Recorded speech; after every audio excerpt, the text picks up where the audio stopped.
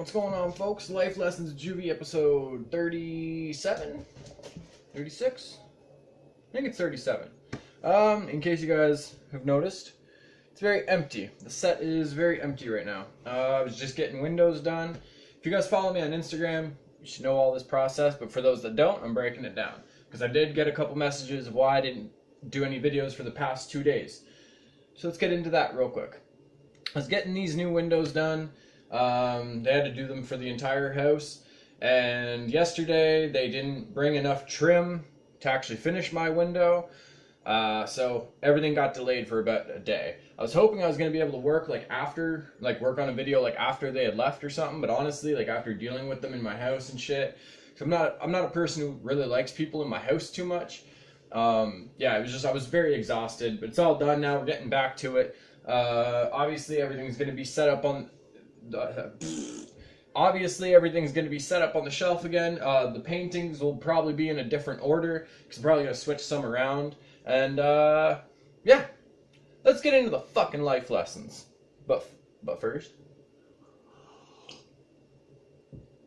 okay. Little homie 127, salute. Much props for the mental health episode. Thank you, brother. For everybody that wants to check out maybe what a young parent thinks, or what a young parent his opinion or whatever dealing with mental health, go check that video. It's pretty dope. Honestly, I got a lot of shit out and I gotten a lot of feedback from it, so thank you, all of you guys. Sorry. Little homie 127, much props for the mental health episode. I too rock the parenting scene with PTSD from my military experience. Like I have said many times, salute and thank you, sir. Straight up. And honestly, you guys should go and fucking hit his page up. Send a little salute for me too, please. I found that it helps me to feel better by getting people on the right track with their issues, being a win-win thought process. What would you have to say to someone that is currently at their wit's end? Okay, so there's a couple of topics in here, so I'll break them down as I go. Real quick, I do understand the whole getting satisfaction and everything from helping somebody with their issues, but at the same time, that can also distract you from what's going on with yourself. Obviously, if it's some anxiety or just some shit like that, then helping somebody else could help distract you from your anxiety or whatever's happening with you at that moment. But if it's a real life, you gotta actually sit down, you gotta figure out what you're gonna do. You should, not to sound like an asshole, but you gotta try and focus on yourself, and then you can help other people. But I know what you're saying. Excuse me. What would you have to say to someone that is currently at their wit's end? Have patience. Have fucking patience. I know people are going to tell you it gets better, it doesn't always last, and it sounds cliche and it's corny as fuck to hear, and it's honestly, it fucking drives you nuts and it's frustrating to hear from everybody. Take it from me, okay? When I was younger, I was self-destructive as fuck. Tried to kill myself many times through substances or through my own instruments kind of thing. Shit passes. Things get better. Things don't always just stay negative and dark and I know sometimes it can feel like that. It can feel like you have one good day and then you're back to 3 weeks of shit. But you gotta fight through those hard times because you don't know what's at the end of all of that. What if you give up now and 2 days later was your opportunity? The universe had something waiting. It was just, if you can get to here, we'll give you a break or we'll help you out or whatever it is, but then you give up. You know, you gotta stick through it because shit gets better, honestly. And I know I'm gonna say that a lot, but it's fucking true. Honestly, negative shit passes. Think about fucking bullies in school and stuff like that. Some of them stay the same, yeah, and they're assholes. Fuck them. But alright, well, not fuck them. They probably got something going on, but think about the people who were bullies or whatever when they were younger, and then when they grew up, they smartened up and they changed their ways and shit. Kaiju. But yeah, honestly, if you're at your wit's end right now, you gotta have patience and you gotta reach out to somebody. You gotta vent all your shit out. Find an outlet, whether it's dance or painting or poetry or writing or reading. Do anything that's gonna help you. If you're a guy and secretly you like to do poetry, but you don't want to tell anybody because like poetry is for girls or whatever, fuck those people. Write a dope ass poem about your feelings, about how you're feeling, whatever, and put it out if you want. Keep it to yourself. Just get that shit out of you. And don't let anyone tell you something's for girls or whatever have you, because like, the fuck, what does that even mean? You know what I'm saying? Like, we have fucking mixed martial arts champions that are females that would probably whoop half the dudes' asses that watch YouTube. So, yeah, just have fucking patience. Find an outlet. Talk to somebody. Fuck, if you need to, hit me up. I'm not doing this shit for followers. Twitter and Instagram. JuvyThaKid. At JuvyThaKid. Or email me. Fuck it. Same name at gmail.com. I'll know if it's fucking spam though, don't worry. I read the little things. I don't want no dick pills, people.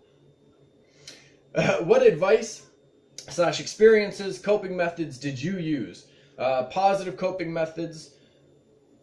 Yeah, oh, my bad, that was in brackets, I fucked up. Okay, so positive coping methods that I used. Music, soundcloud.com/JuvyThaKid. The only reason I shout that out is because pretty much all the music on there is written for a reason. I wrote it when I was really depressed or when I was just really fucking like thinking about a lot of shit from my past or whatever have you. I use that as an outlet. I did poetry. I've done a couple of videos on here. A book's cover and a poet's thoughts. And those actually have some good points too if you guys want to check those out. Advice. One thing that I did, excuse me, one piece of advice that I've kind of carried with me through my whole life is don't stop having fun, because you'll never make it out alive. We all have an end date. We all have a time where no matter what we want, we gotta go. But in that time leading up to it, you gotta have fun. Even in your dark times, let those dark times hit you and then laugh about them. Use it as a motivation kind of thing. Just, I don't know. Yeah, I don't know. I love that advice. Never stop having fun. Because don't stop having fun. Because we'll never make it out alive. Kind of got lost in my own moment there. Sorry about that. Experiences. I get, honestly, as fucked up as it sounds, it was overdosing and dying on fucking heroin and shit. That puts some things into perspective for me. It wasn't a one-time thing. That was like my third or fourth, I believe. Yeah, it was a fucked up time. And it's really weird to be in like a place that's just very, very dark in a way, but you're fully conscious. It's weird. But when you come back from shit like that, you look at the world differently. You kind of see that you've been taking things too serious, or that you've obviously been doing the wrong things, and if you pay attention to it or whatever, you can learn a lot from it. You can change your fucking life from it. Because, focus. Thank you. You can learn a lot from it. It'll change your fucking life, honestly. Because, well, you make it back from death, and the fuck else is there? Like, I don't know. You've been kind of to the end and back. You can't test that too many fucking times.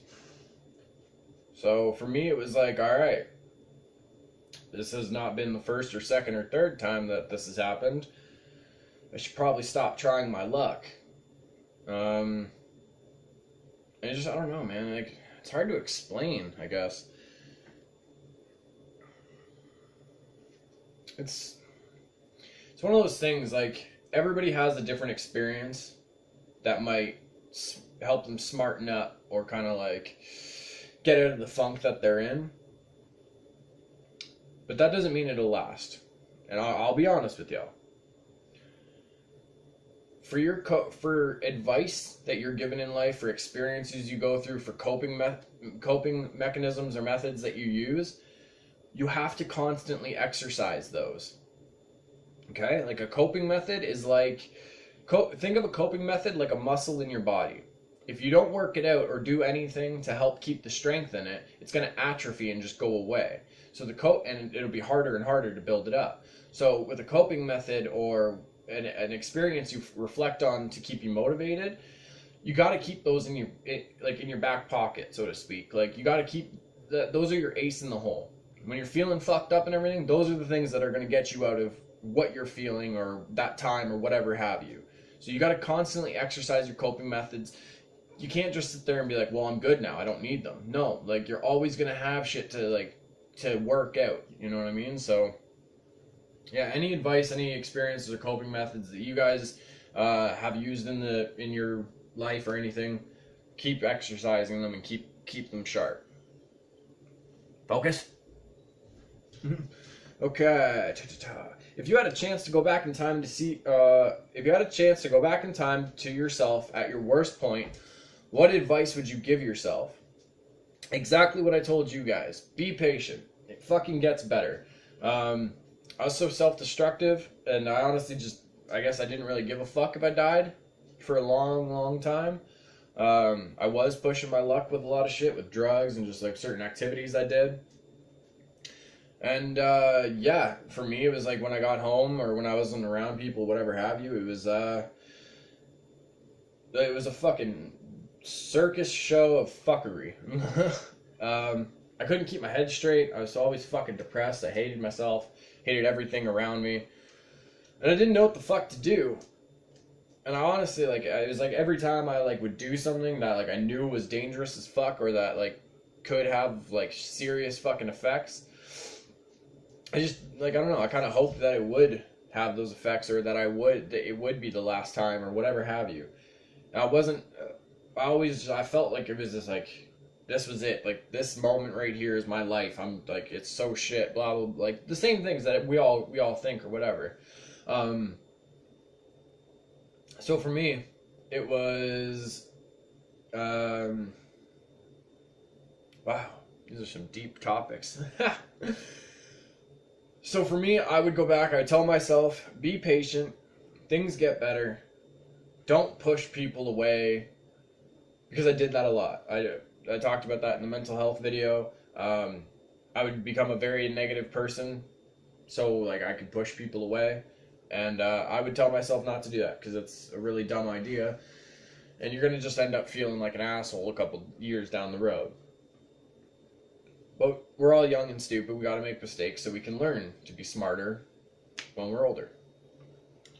So that was all from little homie 127. Thank you, bro. Got me going down memory lane and shit. Okay. Cannibal Kill. Thoughts on gun rights in the U.S. Obviously, this is kind of a lot of shit's going on. This has been a very big topic right now. Honestly, I don't know. Here's my take on it. My take on the whole gun thing. People say, you know, take all the guns away from people or give everybody guns. Here's the problem. You literally can't take all the guns away because there are illegal guns everywhere on the streets. Like in the States, I don't mean like, you know, everybody's carrying illegal, but a lot of places you go, there's tons of legal guns. There's people who will get like rifles or something as a gift and they don't have a gun license or whatever. That's an illegal gun, but it was a gift. Like it was something they have on their wall, whatever have you. So that really doesn't work because it's literally never going to work. If you give everybody guns, your fatality rate is going to rise. And this is something that nobody fucking talks about, and I don't understand it. If you give everybody guns, people don't have the training. There's too many variables. So, okay. Whoever watches this video, say there's 6 of you right now viewing this in the world, just in this moment, we're all here together. The 7 of us, me included, and 6 of you, we all have guns. I have kids, maybe some of you have kids. Say it's all hectic, people are running everywhere, we're getting bumped. We pull our gun out to protect ourselves. We have our kids pulling on our jeans leg, throwing us off balance, throwing our aim off. There's so much shit, we're not focused. People are gonna shoot innocent people. Ricochets are gonna hit other people. Like, fatality rates will rise because people don't have the training. And again, it's literally impossible to train every single person in all of those variables. It doesn't fucking work. What I think could help is when gun store owners, because a lot of people, again, a point that I haven't heard people bring up a lot. Gun store owners, if somebody comes into your shop looking for an AR rifle and then asks for body armor that needs to be stronger than the cops, it is your responsibility to report that person. You need to do something to let the authorities or somebody in that area, obviously the authorities, don't tell your fucking neighbor Joe when you're having a cigarette, but like, you guys have a responsibility to this shit too. Because you're the ones supplying this stuff to the people a lot of the time. So it's one of those things, like, if you're a gun store owner, somebody comes in looking for some kind of questionable shit, you gotta report that, man. That's a fucking red flag. If somebody comes in like, hey, I need an AR rifle and body armor that is stronger than the cops, that's a fucking red flag. You know what I'm saying? So I think there needs, what can we do? Gun store owners could take more responsibility, report some questionable shit when it comes around. Can't take the guns away from everybody because that's literally impossible. We can't train everybody because it's impossible, and we don't know if in that moment people are gonna panic or whatever have you. How about instead of gun control, we have fucking people control? Like, I don't know. Why can't we all just be adults and realize, you know, like, a dude can be with a dude, a girl can be with a girl, a Christian can be a Christian, Muslims can be Muslims. And that doesn't mean that all of them are bad. Gay people are cool. Muslim people are cool. Christian people are cool. I know a few Christians. No Muslims. Grew up with gay people. I don't know, none of the people I know that are Muslim have ever brandished a knife unless they're cutting a sandwich, have ever made a joke about doing a bombing, anything like that. Christians that I know, they are completely fine, like, people. They don't hate on gay people. If anything, they try to defend them and, like, stick up for them. They don't pull that whole fucking God hates you abomination bullshit. I know gay people at the same time that kind of have negative outlooks on other people as well. And I've seen negative opinions that are warranted. I understand why they have them, but I also see ones that are unprovoked, and it's kind of just like been a mob mentality kind of thing. Like, okay, like, all these people are on it, so I'm on it too. At the same time, I don't want people to think that, like, I mentioned positive things for the other two and the negative for the gay people, because I don't think that's a negative thing at all. Honestly, I'm in support of gay marriage 100%. I don't give a fuck. Honestly, if I'll be honest, I don't give a fuck where you pee. I don't give a fuck who you marry. I don't give a fuck what you eat for lunch. If you're a good person at the end of the day and you're not trying to spread hate or, like, hurt others, then that's good. You're okay in my books.